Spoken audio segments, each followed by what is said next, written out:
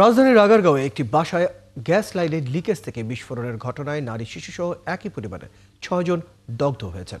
সকালে 8:45টার দিকে দগ্ধদের ঢাকা মেডিকেলের বার্ন ইউনিটে নিয়ে এলে চিকিৎসা শুরু হয়।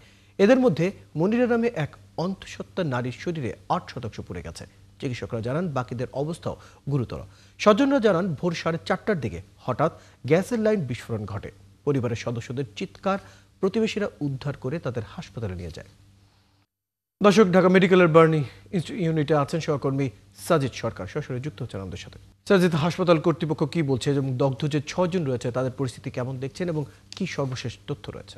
ফয়সাল, এই একই পরিবারের 6 জন না সরে 7 জন দগ্ধ হয়েছেন এবং একই সাথে পার্শ্ববর্তী আরও একজন, মোট 8 জন, একই ঘটনায় 8 জন দগ্ধ হয়েছেন এবং এই 8 জনের মধ্যে বার্ন ইউনিটে এখন পর্যন্ত 2 জনের চিকিৎসা হয়েছে। আমরা দেখছি যে তারা 2 ভাই এবং তাদের আরও 2টি ছোট ভাই রয়েছে, তারা দগ্ধ এবং এদের মধ্যে একজন নারী রয়েছেন, তিনি গর্ভবতী, 34% সপ্তাহের তিনি গর্ভবতী। তাকে ইতিমধ্যেই প্রাথমিক চিকিৎসা দিয়ে গাইনি বিভাগে রাখা হয়েছে। তাদের যেটি বক্তব্য, প্রায় 1 মাস ধরে তাদের বাসায় গ্যাস লাইনে তারা গন্ধ পাচ্ছিলেন এবং গ্যাস বের হওয়ার কিছু শব্দ পাচ্ছিলেন।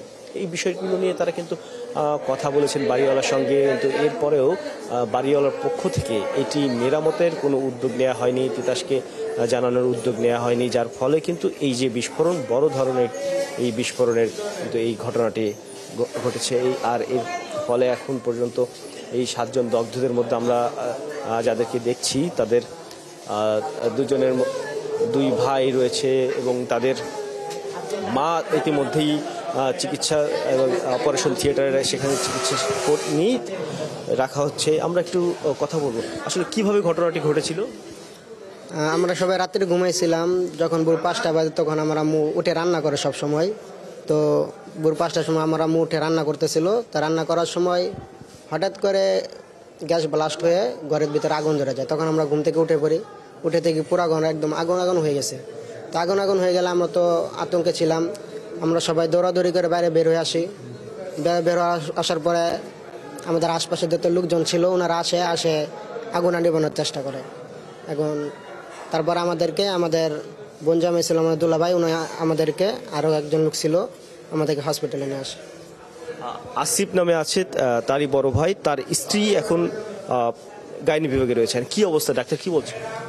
ডাক্তার এখনো আমি কোনো শুনি না কি অবস্থায় আছে, অনেক ধরে নিয়ে গেছে। বলছিল যে তখন যখন দেখছি পড়ে গেছিলো, বাম হাতটা পড়ে গেছিলো পুরোটা, এটা আপনার আপাতত ব্যান্ডেজ করে রাখছে, আর বাম পাটা পড়ে গেছে, এটা ব্যান্ডেজ করে রাখছে। আমার আব্বু আম্মুর, আমার বিশেষ করে আমার আম্মুর একটু ক্রিটিক্যাল অবস্থা, সে অপারেশন থিয়েটারে আছে।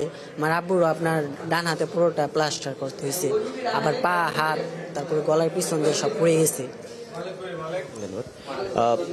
ফয়সাল, আপনি শুনছিলেন তাদের বক্তব্য, তারা আহত হয়ে এই মুহূর্তে তাদের প্রাথমিক চিকিৎসা, আসিফের শরীরের প্রায় 15% পুড়েছে, তার ছোট ভাই। সরকার, আপনি খবর রাখতে থাকুন, পরবর্তীতে প্রয়োজনে আবার আপনার সাথে যুক্ত হবো। দর্শক, আমাদের সাথে যুক্ত ছিলেন আমাদের সহকর্মী সাজিদ সরকার, জানাচ্ছিলেন রাজধানীর আগারগাঁওয়ে একটি বাসায় গ্যাস লাইনের লিকেজের থেকে বিস্ফোরণ ঘটে নারী সহ একই পরিবারের 6 থেকে 8 জন দগ্ধ হয়েছেন। সেই বিষয়ে সর্বশেষ তথ্য জানছিলাম।